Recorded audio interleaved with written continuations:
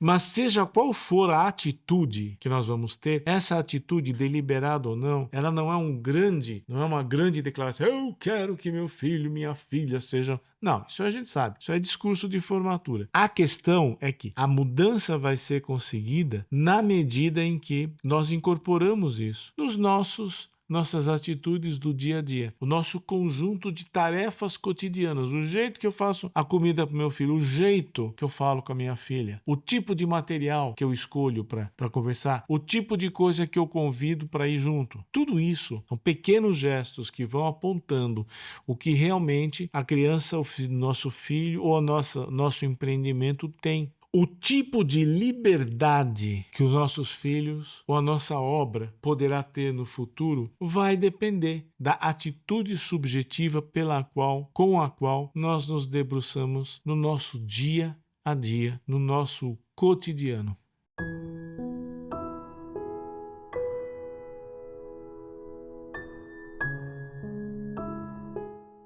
Olá, tudo bem? Muito obrigado por mais uma vez estar com a gente aqui no nosso canal.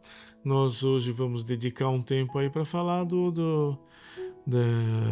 das mudanças de atitude, e nós vamos falar um pouquinho hoje sobre atitudes que tem a ver com a passagem das gerações.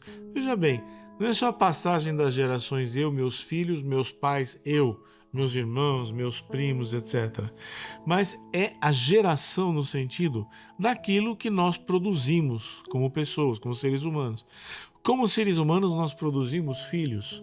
Como seres humanos, nós produzimos trabalho. Como seres humanos, nós produzimos cultura. E isso tudo funciona como um legado para a posteridade. E isso é extremamente importante, porque essa passagem, essa transição, guarda uma relação muito íntima com a nossa capacidade, com o nosso bem-estar psicológico, com a nossa capacidade de estar sentindo gratificação, sentindo retorno à nossa vida, no sentido de perceber um sentido para a nossa existência. Isso é muito importante, isso é uma transcendência, né? Isso tem uma espiritualidade, se vocês permitem aqui, sem entrar na questão sobrenatural. Mas assim, hoje nós vamos falar um pouquinho, quem está pegando este vídeo pela primeira vez, eu vou recomendar fortemente, dá uma passada lá no nosso canal, se inscreva e assista o vídeo sobre Frankenstein, depois o vídeo sobre o Gepeto, dentro dessa série de Mudando de Atitudes. Porque aí vocês vão poder entender um pouco o que foi falado de um, o que foi falado de outro, e que é esta síntese que nós estamos fazendo agora nesse terceiro vídeo. Então assim, do Frankenstein, antes da gente entrar no assunto, deixa eu só lembrar aqui, 40% quase das pessoas que assistem vídeos, elas não dão nenhum sinal de que assistiram. E isso acaba sendo muito prejudicial para as pessoas que produzem o conteúdo, para as pessoas que produzem o vídeo.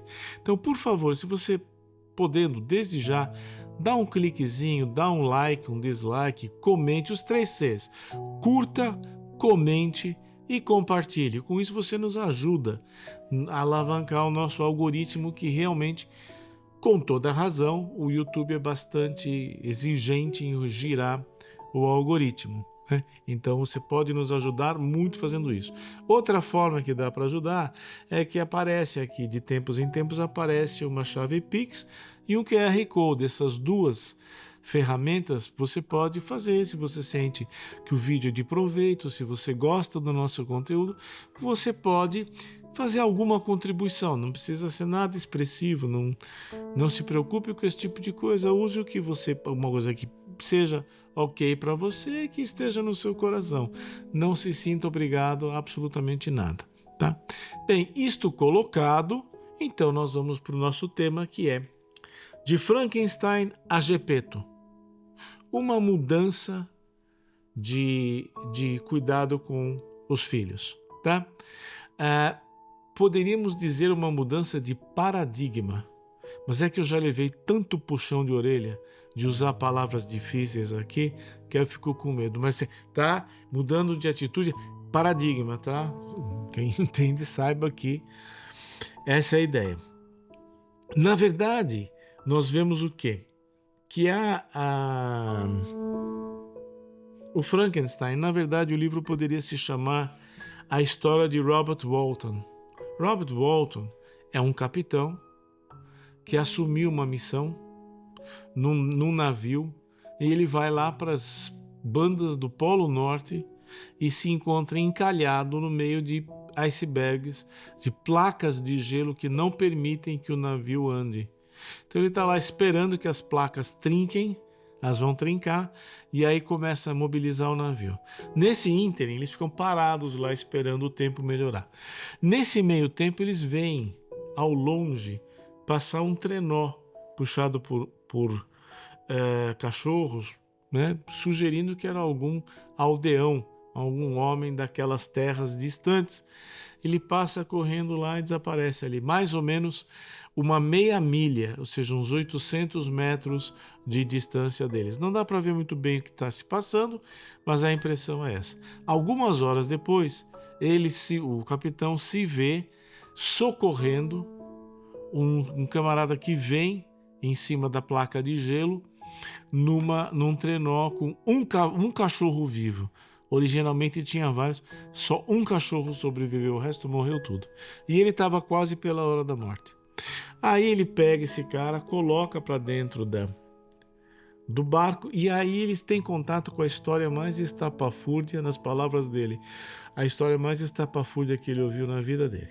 Bom, a história toda, essa vida, ela é inspirada em mestres de alquimia e, segundo a Mary Shelley, nos experimentos do Dr. Darwin.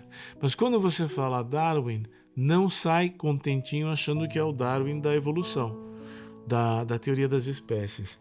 Esse Darwin, esse aqui, A Origem das Espécies, eu consegui garimpar esse exemplar, foi em Londres. Esse aqui é um exemplar original. A Origem das Espécies por meio da seleção natural. Esse livro é de 1854. Tá? O livro da Mary Shelley, 1818. E a Mary Shelley faz referência ao Darwin, não é o Charles Darwin, é o Erasmo Darwin. Erasmo Darwin é avô ou tio-avô do Charles Darwin. Fato é que um morreu 2 anos antes do outro nascer.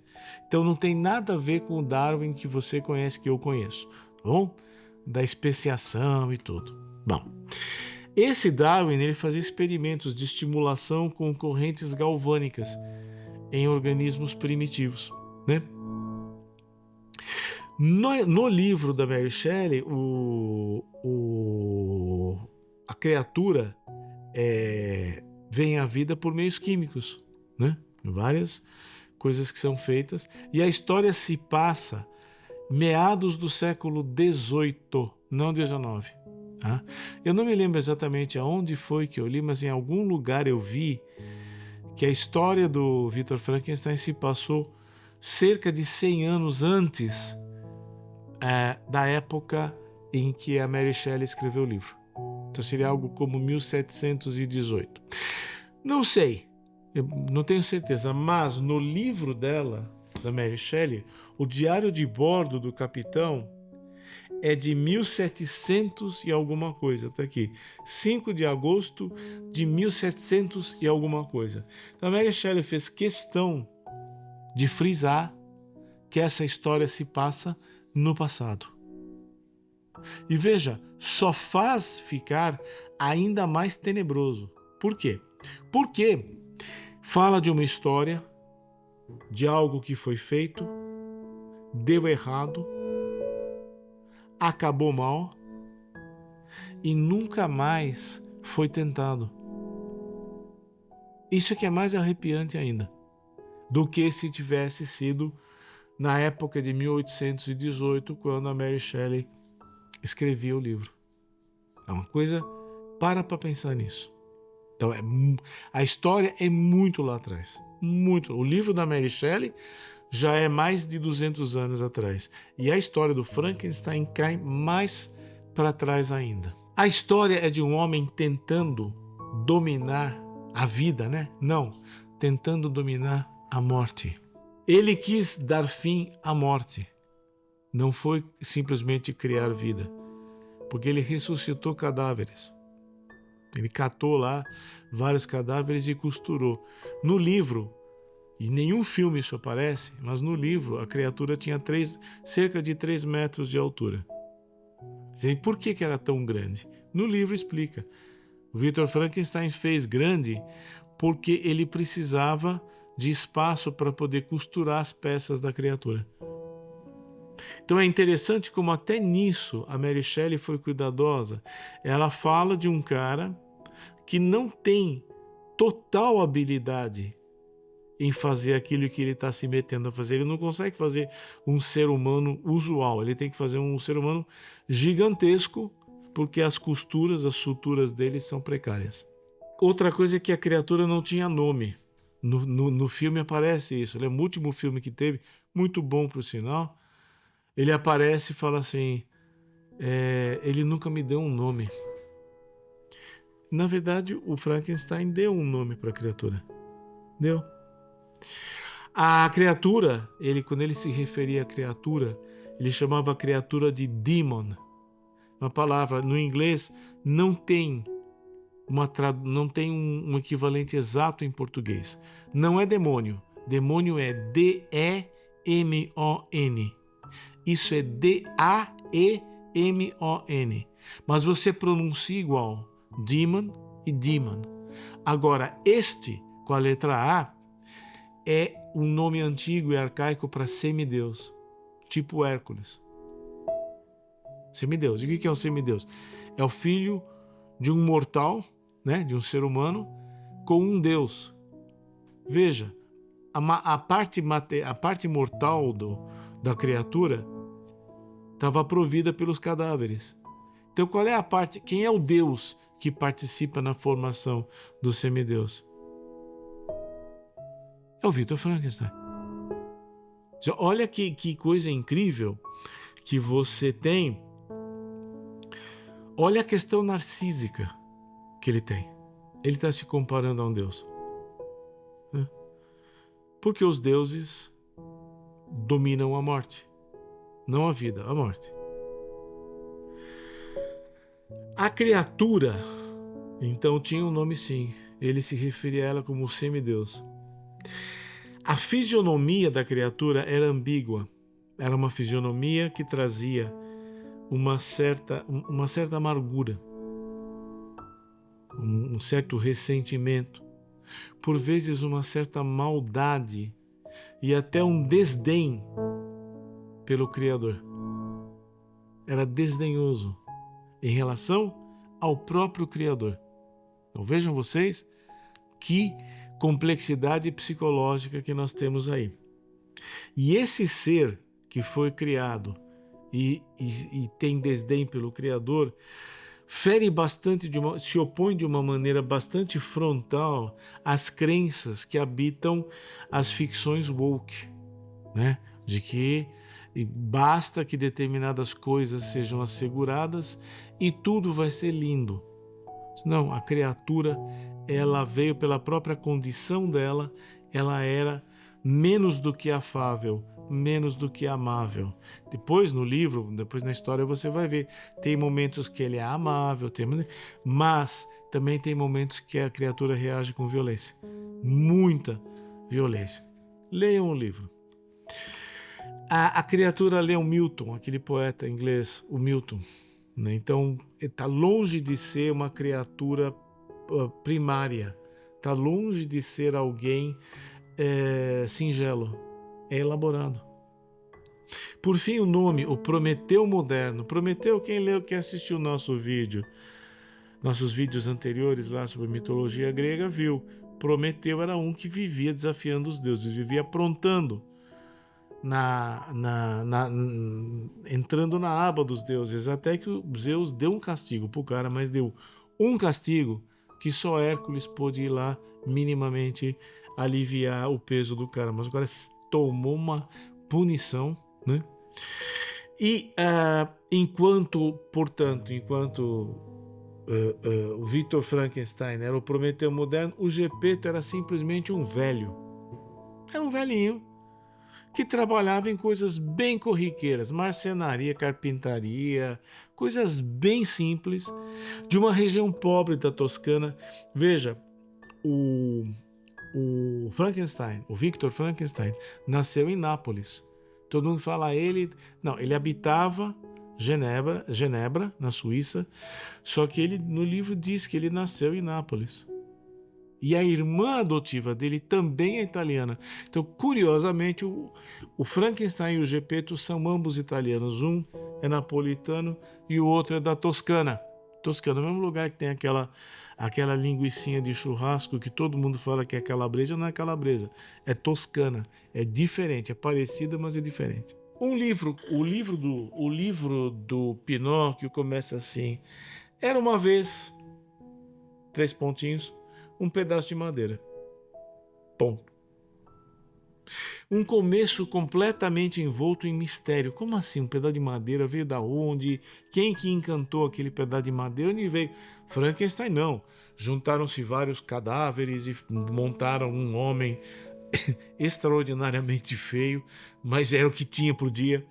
Tal. O Geppetto não. Simplesmente aconteceu. É mágico, não é científico. É mágico. Eu não preciso explicar de onde veio. É mágico. Um pedaço de madeira simplesmente começa a falar. Quando Antônio, mestre Antônio ou mestre Cereja, percebe que aquele troço fala. Ele percebe então que aquele pedaço de madeira tem uma vida própria. E aí ele fala assim, olha, ele olha, primeira vez que o pedaço de madeira fala, ele olha o pedaço de madeira, ouve e tenta ver de onde veio a voz e fala, olha, não tem uma alma, não tem viva alma aqui. Não existe viva alma nessa sala. E foi exatamente a tarefa da qual se incumbiu o Pinóquio junto com o Geppetto, é o outro mestre, de vir a ter uma alma. Ele tinha vida, ele não tinha uma alma. A alma dele seria construída no decorrer da história. O mestre Antônio Cereja reconheceu a vida do Pinóquio. O mestre Geppetto Polenta deu a ele o seu nome, Pinóquio. Pinhão, semente de pinhão. O Pinóquio era um tipo maroto, era um tipo arteiro, era moleque, mais de uma figura picaresca. Mas não era mal intencionado, não era maligno. Já a criatura do Frankenstein tinha malignidade em si. E era tratado, principalmente, foi sempre tratado como um ser humano, apesar de ser um marionete de madeira. A criatura, apesar de ser feita de tecidos humanos, jamais foi tratada como um ser humano, foi tratado como um estorvo, um objeto, uma experiência ruim a ser descartada. Tá bom vendo aí que responsabilidade Geppetto tem no que ele tem em mãos e que tipo de responsabilidade Victor Frankenstein tem em mãos. O Pinóquio, que era um marionete de madeira, tinha questões com obediência, disciplina e submissão. Tinha. Agora, a criatura que o Frankenstein deu à vida tinha questões com aceitação e inclusão. Pinóquio era muito mais um moleque e a criatura do Frankenstein muito mais um ser que ficava remoendo mágoas e ressentimentos. Frankenstein seria, para o teatro grego, a história de Victor Frankenstein seria uma tragédia. Os dois, criatura e criador, vão para a morte. Depois, no final do livro, quem lê vai ver que o Victor Frankenstein entra e sai atrás. O que acontece é que todos vão para a solidão gelada do Mar do Norte, eles vão todos morrer. Acaba tudo em morte. O Pinóquio, Geppetto, é uma comédia, porque termina bem. Termina muito bem. E o que acontece, né? Você tem que o Frankenstein e o Gepeto são muito mais posições subjetivas que nós podemos assumir perante a geração de baixo, seja nossos filhos, netos e sobrinhos, ou seja a geração como o produto do nosso trabalho, o legado cultural que nós vamos deixar depois que nós morrermos. Nós temos ali as Casas Bahia. As Casas Bahia eram um casal sem filhos, que tiveram a Casas Bahia. Quando eles foram morrer, eles deixaram os funcionários como herdeiros. Parece-me que é essa a história. E aí eles continuaram, eles não tinham herdeiros obrigatórios, então necessários, então ficou para os funcionários. E parece-me que foi muito bem, está indo muito bem, continua indo muito bem, obrigado. Isto também é uma geração. Isto também é um legado. Isso também é algo que fica para a posteridade. E é humano, não é comercial, humano. Essas posições, posição Frankenstein na posição Gepeto, são atitudes disposicionais que nós podemos ter em relação à próxima geração, em relação àquilo que nós empreendemos e fazemos. Podemos lidar com isso que nós estamos produzindo como técnicos, como coaches insensíveis e frios, que têm em vista os resultados e os desfechos. Ou nós podemos cultivar a ideia de ter como caro acolher e amar e permitir que essas coisas tenham a vida própria. Então eu monto uma loja, a loja começa a prosperar, eu não fico forçando a loja para prosperar, eu faço o possível para que ela prospere, mas ela tem que prosperar por ela mesma. Não adianta eu querer empurrar o futuro. Tá? Então, esta ideia, e principalmente quando a geração é a geração dos nossos filhos e netos, muito mais dar a eles a possibilidade de abertura e deles poderem escolher quais são os caprichos e quais são as vontades deles, do que nós querermos os nossos caprichos e as nossas vontades. Gepeto não teve capricho nenhum em relação a Pinóquio, que Pinóquio se adequasse e pudesse conviver harmoniosamente com a cultura. Frankenstein tinha uma aspiração de glória e de domínio da morte que se consumia, que se concluía, que se corporificava no ser que ele havia criado. Mas seja qual for a atitude que nós vamos ter, essa atitude, deliberada ou não, ela não é uma grande declaração, eu quero que meu filho, minha filha sejam... Não, isso a gente sabe, isso é discurso de formatura. A questão é que a mudança vai ser conseguida na medida em que nós incorporamos isso nos nossas atitudes do dia a dia, o nosso conjunto de tarefas cotidianas, o jeito que eu faço a comida para o meu filho, o jeito que eu falo com a minha filha, o tipo de material que eu escolho para conversar, o tipo de coisa que eu convido para ir junto. Tudo isso são pequenos gestos que vão apontando o que realmente a criança, o nosso filho ou nosso empreendimento tem de caminho para crescer. O tipo de liberdade que os nossos filhos ou a nossa obra poderá ter no futuro vai depender da atitude subjetiva com a qual nós nos debruçamos no nosso dia a dia, no nosso cotidiano.